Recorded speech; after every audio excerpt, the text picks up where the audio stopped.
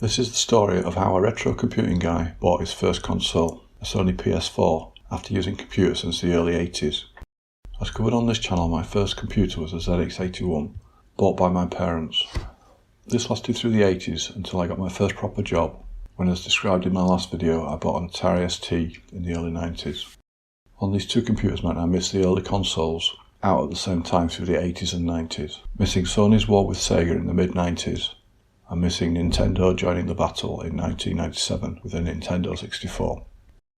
I played some PC games, from Tetris and PC graphic adventures, like Leisure Suit Larry, though we weren't supposed to play games at work, and games like SimCity, Doom, Quake, and the first Age of Empires through to the late 90s, so I did get to play some of the classic PC games through this period.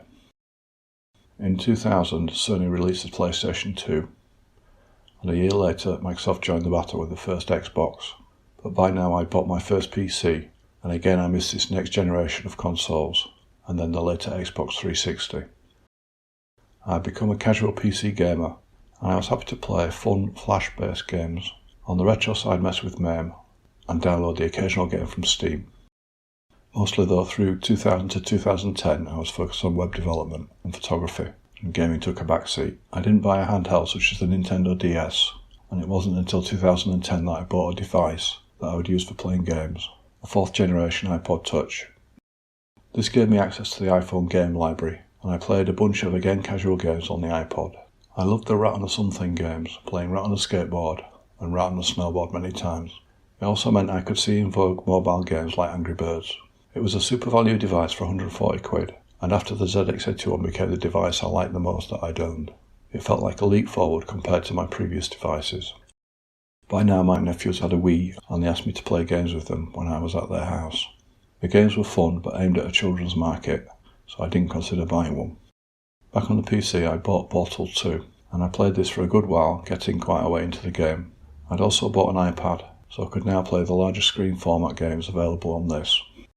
In 2015 things were to change. I started learning TypeScript at work, and this led me to rebuild my Caverns game in TypeScript to run on the web. I also built a number of other games because TypeScript brought the fun back into making games.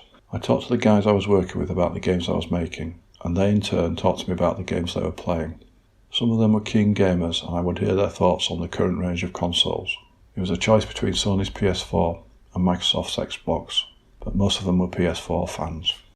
I bought a few magazines and I could see just how far gaming had moved on from the casual games that I had played over the last 20 years. My curiosity was raised and I started thinking I would like to see the current generation of games for myself. I looked at the PS4 and the Xbox.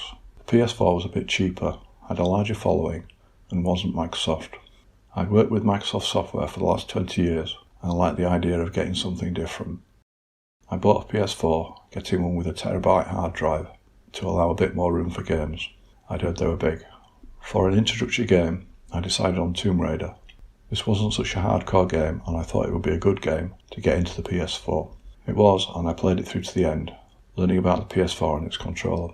I liked the bow and arrow fighting and played much of the game using stealth, rather than all-out attack, though I did have to do this at times. The mix of fighting, puzzle solving, and cutscenes made it more interesting to me than an all-out shooter.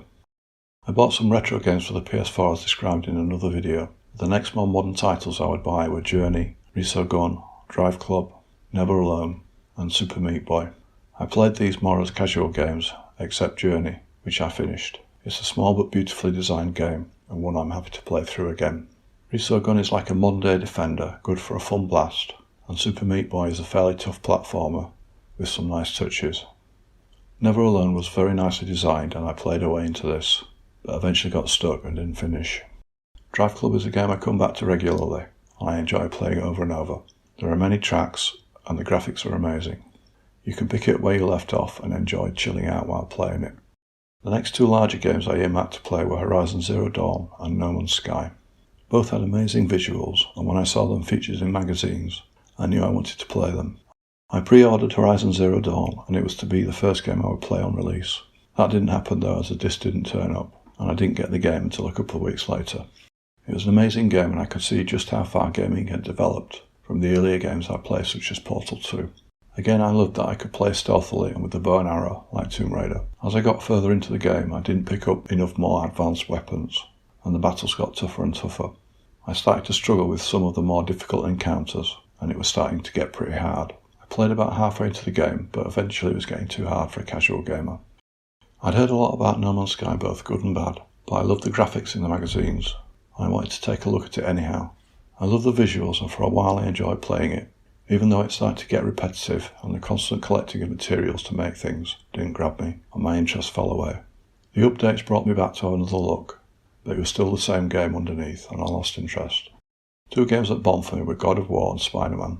The controls for God of War were too complicated for me and I tired of it quickly, and the swinging through cities interspersed with beat-em-up-like fights didn't grab me in Spider-Man.